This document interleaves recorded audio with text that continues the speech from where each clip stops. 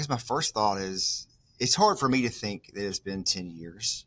But then this past week, I've looked back at a lot of video, um, and you watch it and it feels like, oh, that feels like a long time ago. And so I think it's kind of, it feels not long ago and long ago at the same time. How do you feel about that? I think that's a pretty good summary. Yeah, there are days or moments when it feels like it was yesterday, and there are days and moments when it feels like it was a different lifetime ago and a different person. I have senses of both, and being removed from Chattanooga probably amplifies those feelings. When I have a connection, when I'm visiting with somebody that I love in Chattanooga, or I come back to visit, it can feel a lot closer. And then when I'm 1,000 miles away, it can feel a lot further away. But Yeah. I'll tell you, you can't see it, but I have memories of Chattanooga and of this event from 10 years ago surrounding me all the time. So it's never far from my mind. That's an interesting thing, right? To have memories of that because it's a tragic time and it's something that we should contemplate and think about. At the same time, there are stories that came from that time that were people um, heroes that you For that, sure. that you worked with, communities coming together and supporting each other. That there were both things. It was awful, and then it was also uplifting at times as well. There are a lot of memories, and you know how these things are, Josh, from your multiple lives.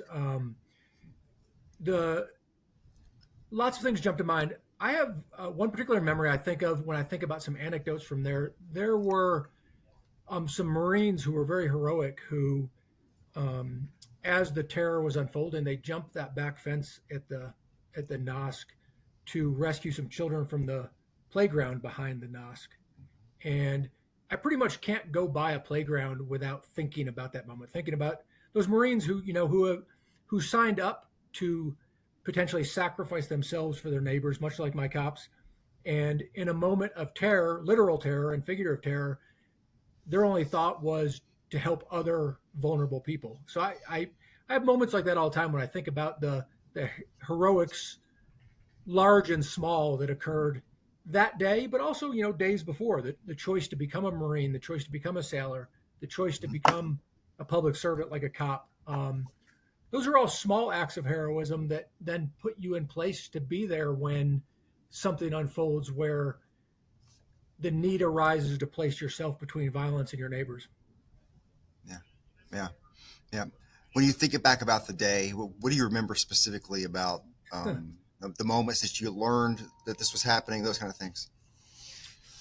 You know, um, when this began to unfold, I was driving to Nashville for a meeting with one of my very best friends who ended up becoming assistant chief in Chattanooga, Nathan Vaughn. We were driving down the highway, and when you're chief of a largish city, a large police department, tragically, violence is not unusual, and you get lots of reports of violence and potential violence. And we were driving, and we were getting reports of shots fired at the recruiting station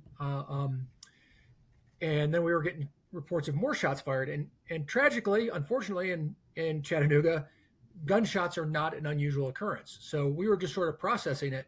And after the third or fourth or fifth emergency text about shots getting fired, it was dawning on both of us that this was not a normal occasion. And we flipped. Nathan was driving a little tiny Ford Fusion, and we flipped it around just on the outskirts of Nashville.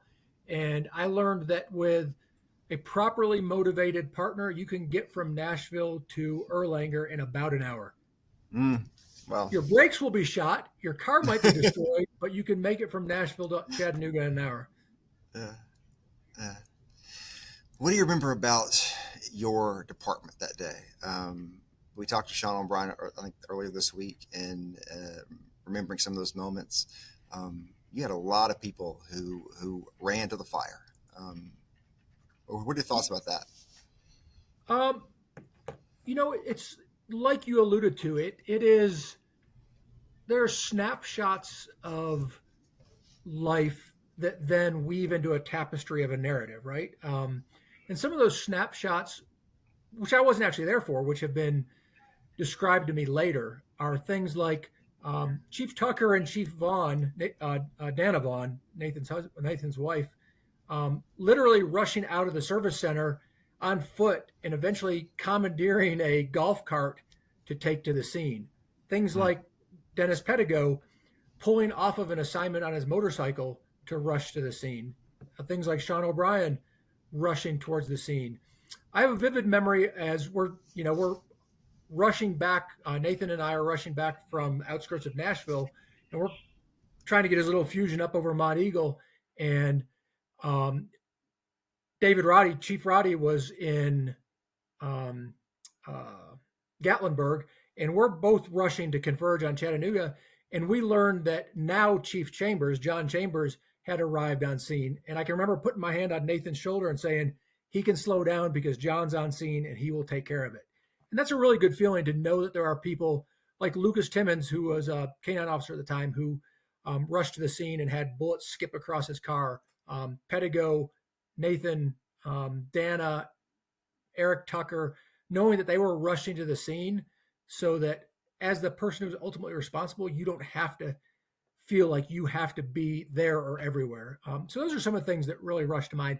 And then a host of those in the days that follow, because the Cordites long gone from the air. The violence, the imminent violence has ended, but there was still a lot of work to do for a long time. I have a vivid memory, Josh, of um, Heather Williams, who was a sergeant at the time in charge of our crime scene, who was out there processing the crime scene and taking off a black latex glove or black silicone glove, and the sweat from inside the glove just pooling out of it because it was 125 degrees in the NOSC, and she'd been in there for hours and working so hard she literally had a pint of water inside of her glove. So a lot of little memories like that that really demonstrate the selflessness of people across the board. I remember meeting Tim White, Commander Tim White, who I think you may have talked to or is going to be at your town hall. I can remember the first time I met him when we were at the service center at the community room where we've done all of our press conferences over the years. And folks had yet to identify what his role had been in the terror attack. And he was up there minding to his sailors, the Marines, and the other folks that were up there, just taking a position of leadership and quietly going about the business of serving others. And I saw that in that minutes, hours, days, months, weeks afterwards. Yeah, man, it is one of those things that did go on and on and on, as far as I'm sure in the investigations and things you're involved in, but also coverage for us. I mean, it and to this day, when we talk about it, I think I go back there a little bit and have some hard feelings, just around realizing what had happened in this town. As a police officer, I guess you're always prepared for whatever might happen, but there's still something shocking about hearing, oh, that happened here. You know what I mean? There sure is. I was visiting with David Roddy some months after the event, and I can't remember what the occasion was. We were talking about this sort of topic, preparation for emergencies, crises, and Chief Roddy made the point that we had tragically gotten very, very good at responding to emergencies, crises, acts of violence in our community. And unfortunately, you get good at that. They say experience is that quality you obtain immediately after you needed it the most. Unfortunately, when you're good at handling crises, emergencies, violence, it means you've been exposed to crises, emergencies, and violence. And that's something public servants, whether they're warriors like soldiers and sailors, police officers, firefighters, paramedics, it's what they choose to do and what they do every day, sort of quietly and silently, um, until something high profile on a global scale like this erupts. But they're out there doing it on Thanksgiving night. They're doing it on a random Tuesday morning. Folks are doing that all the time. But in that context, you mentioning Heather Williams. I remember talking to her at some years since then, um, and talking to her specifically about the Woodmore bus crash Mm-hmm. and the that year and a half. You had the awful wreck on 75. I don't know, a month or so before the terror attack, and then the Mm-hmm. Woodmore crash a little more than a year after the terror attack. I've never seen a year and a half a period where you had all that, at once. We had four That and was a 15 really months. Don't forget the mass shooting at College Hill Courts. right. Absolutely. Yeah. Yeah, we had 4 and 15 months.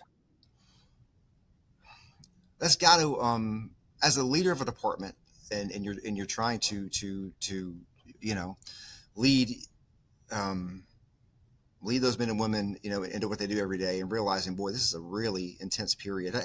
How do you think about it at the time, and how do you think about that now?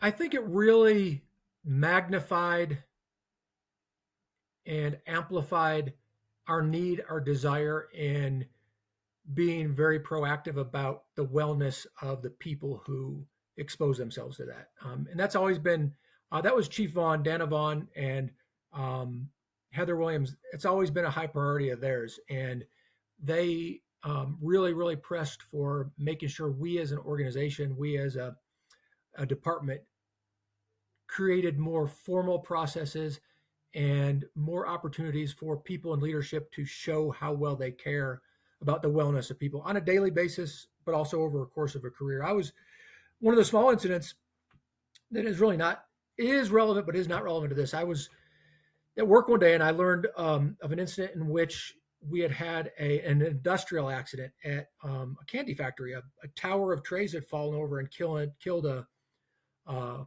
factory worker. And I called to check on the officer who had responded to that. And he goes, I've only taken 2 calls today. My first call was a SIDS, an infant death, and this was my second call. And he was still at work.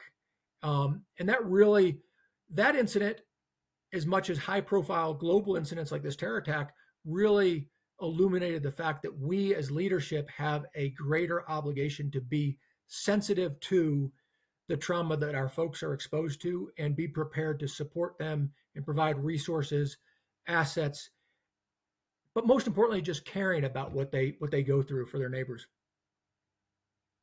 Yeah, it's very important. It really is.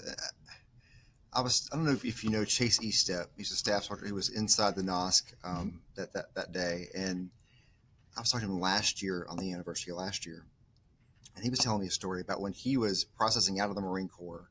He was in Quantico, Virginia. He was going through these medical, things that you go through, and he was telling a doctor, um, about certain things he was dealing with, based on the terror attack, and the doctor didn't know the story of the terror attack, and he was kind of shocked, like, how do you not? How are you in the Marine Corps or attached to the Marine Corps and not know this story? But I think that's also true. I think for us who were here and were around it, we'll never forget it. Does it ever come up in other situations when people don't know this story when you talk to them? It does. Unfortunately, I think part of that dynamic is there have been so many incidents of large scale, high profile violence since then that unfortunately this is not an uncommon occurrence. We've had everything from Orlando to Vegas to the Q nightclub here in Colorado Springs. We have way too many acts of large scale terroristic violence in our communities. And I can't really blame our neighbors locally and nationally for not being hyper aware of our tragedy, because communities across the country are facing them on a regular basis as well.